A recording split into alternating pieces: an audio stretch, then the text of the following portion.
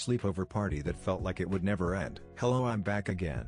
This time this isn't the same family from the pool party story. This is a completely different family. Also apologize for probably another long post. So this was back in 2018. I was in the 5th grade and got invited to my best friend's birthday party. We will call her Vicky. Me and Vicky are no longer friends currently and probably won't be ever again. Some context is that we had a friend group falling outing where I called out Vicky's homophobia and racism. She said slurs that were very offensive to both the LGBTQ community and said slurs that are offensive to black people, Asian people, Mexican people and more. I was very excited to go to Vicky's house and she and I were very excited. I had been friends with Vicky at that point for about 4 or 5 years. So this party was a massive milestone for us. I got to the party to hearing karaoke playing from my friend group's favorite movie. Vicky and another girl were singing the intro to Disney Descendants. I was told by Vicky's mom to drop my bag at the front door. I grabbed my iPad and asked for the Wi-Fi password so I can keep in contact with my family about how things were going. At that time I was very connected with my parents and family, and when I'm not home I would text and call my parents good night and updates randomly. Well, Vicky's mom aka New M said no, and when I explained to M why I needed the password she harshly told me no again.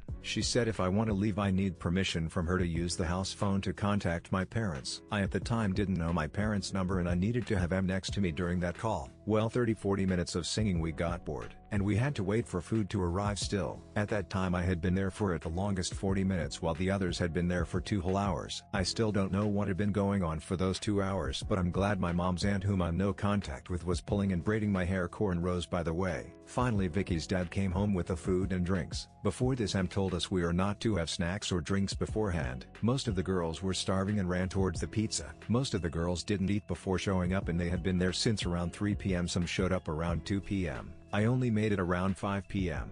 So about 6 p.m. we had cleared out as a group 2 or 3 boxes of pizza. M was mad that we ate so much and stormed out of the house. Vicky said she's probably going to go pick up her brothers from basketball. Also, before anyone say we ate too much or how insensitive of us to eat all the food that had just been provided for us, there was 5 pizzas there. Also, there was a total of 8 or 10 girls there. Currently this was just about 7 years ago so I don't fully remember, but there was a lot of girls at this party. I grabbed my iPad to play some Wi-Fi-less games with the other girls while we waited for the next part of the party. I asked Vicky if she knew the Wi-Fi password, but she actually didn't know it. Vicky's mom claims that her children are terrible so they aren't allowed to know the Wi-Fi password and have a 3-hour time limit on their shared iPad. There was baby child locks on the iPad. They can download and delete games on the iPad. To sum it up, when Vicky's mom entered the house without her son, so where had she been I'm not sure. Vicky begged her mom to download at the time a new game called Gotcha Studio. Yes, I had the app at the time, and no, I no longer use the app because of the community. It was strange because when Vicky asked her mom for the app, her mom spoke to her in such a sweet tone. Then afterwards was almost yelling at everyone else in a harsh way. After Vicky got the app and played for a total of 5 minutes, her mom requested the iPad back. She gave it back because she trusts her mom. She did not get the iPad back until almost the end of the sleepover party. After the iPad was taken from Vicky, she instructed us to go to her kitchen and start making her birthday cake. We had to make a giant peppermint brownie cake for Vicky. Even though she was told to go sit down on the couch and stare at the blank TV, she joined us. Vicky's mom told her to go relax even though she passed her certain amount of hours of screen time. This meant she couldn't watch the TV for the rest of the day. Vicky joined us out of boredom. Once her dad came inside from chasing her chickens around for a few eggs, he asked where her brothers were. After finding out her mom had not gotten them, he left to pick them up. After Vicky's dad came back to see a finished brownie that just needs to be baked, he said, "Oh, I'm glad you used those old candy canes. They've been sitting out since 2016. I was grossed out, but they seemed fine." So I don't know if he was joking or not. Something that kept happening was that I would get a soda, take a few sips, and somebody would move it. I found out the next day it was both of Vicky's brothers. I had to keep getting multiple sodas because they would move it next to theirs and the other girls' sodas. In total I opened about 4 or 5 different sodas. Not one of them finished because the boys were drinking from the random sodas. I found that very unsanitary, so I just kept getting a new one. I eventually stopped getting new ones because I was getting tired of opening new sodas just for them to get moved. We found out that there was no more icing, so we just had plain brownies, which I was fine with. When we cut the brownie, I was handed the smallest piece from Vicky's mom. Everybody got a small piece, but I got the smallest due to my misbehavior. What was it that I did wrong, you may ask? I drank 4 or 5 sodas. Due to this I didn't need any more sugar. At this point most of the girls left before we could open gifts. I suspect some of them called for their parents to pick them up. I know 1 or 2 girls had their own phone with them. I didn't know my parents' phone number at the time, so I couldn't call no matter how much I wanted to leave. So now at this point there's only about 3 or 4 girls at the party. It's currently 7:05 p.m.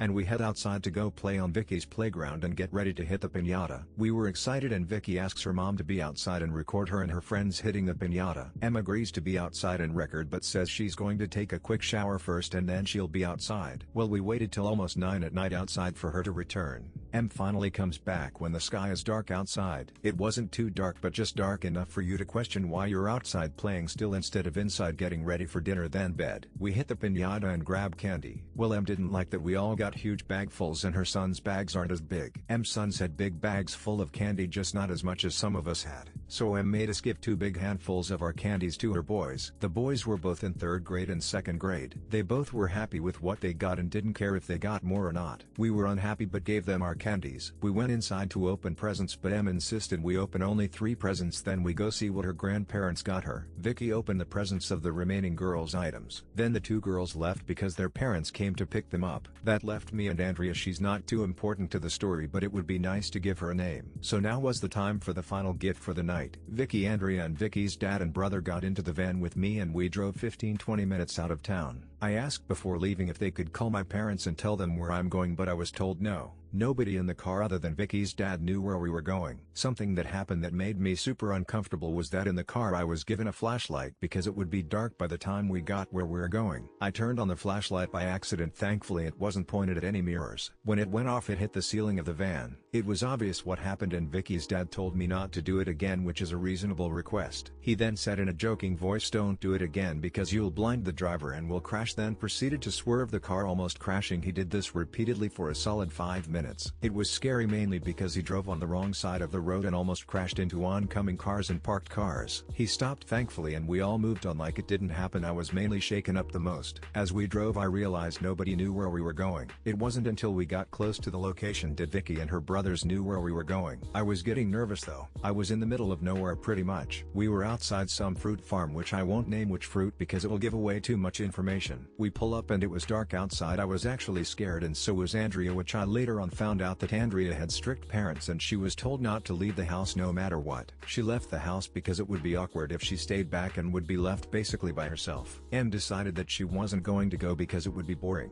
Em's children begged her to join us and I was glad she decided to stay home and do work. Off topic, Vicky had a puppy which she later on told me they locked it inside a shelf closet, a tiny closet with shelves almost touching the ground. The closet could support a thin small child if you tried to put somebody in there. Keep this in mind that the dog has been in that closet the whole time and was locked in there for almost a full 24 hours. Back to the main story. We stayed out there for about 30 minutes just to find nothing was out there but an old tree house which was about to collapse. The gift was that Vicky's grandparents paid to get a new tree house for her and she gets to pick out where the new tree house will go. She picked the middle of the fruit farm and asked if we could drive farther out. Thankfully her dad said no. I also later on found out that we were right in the area where commonly tarantulas, rattlesnakes and other possible dangerous animals tend to lurk. We finally get back and watch The Greatest Showman, which was Vicky's favorite movie at the time. We were all given small bowls of popcorn and when I tried to get more like Andrea did I was told no harshly and to save some for everyone else. Everybody else had gotten about 2 or more bowls of popcorn. I was so ready to go home at that point but had no way to tell my parents to pick me up.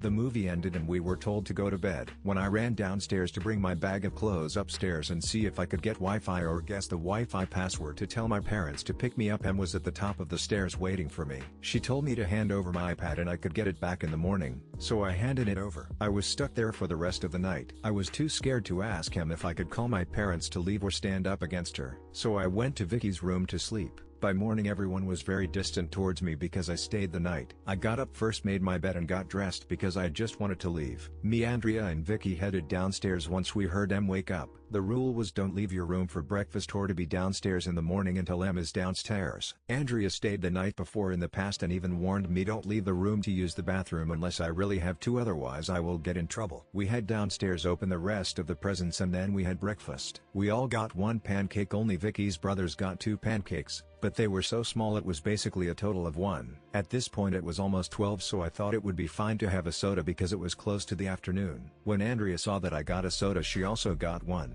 Once we opened the soda, Em started yelling at us. She wasn't in the same room but her yell was the kind that parents do when you break a window. She yelled, "Who the hell opened a soda?" She stomped in and snatched our sodas. Andrea looked genuinely scared and said, "You didn't ask if we could have soda?" I didn't think it was a problem before. We got scolded by Em and she told us both we can have water and milk, we need permission for soda and juice. I can understand soda needs a request, but apple juice and orange juice needs permission? I thought it was ridiculous, but I didn't argue because I was terrified. We got yelled at and she left to sit in the dining room. The dining room is next to the kitchen, but there's a wall that makes it hard for us to see her. She spent most of the party in the dining room. My dad called to tell Em he's on his way, thankfully. Em was talking to Andrea about how Andrea's mom made a joke about how she could live there since she's over so often. I wanted her to think I had an amazing time, so I tried to chime in saying I had a great time and I would love to stay here sometime in the future again. Em side-eyed me and said I wasn't talking to you, then rolled her eyes at me. I wanted to leave at that moment. Thankfully my dad showed up a few minutes later, and before I left Em tried to keep my iPad. I asked for it back while my dad was there and Em went and got it but handed the iPad to my dad and not me. She then said to my dad, your daughter drank 5 sodas and ate 3 slices of pizza. My dad wanted to leave because he was getting a weird vibe from Em.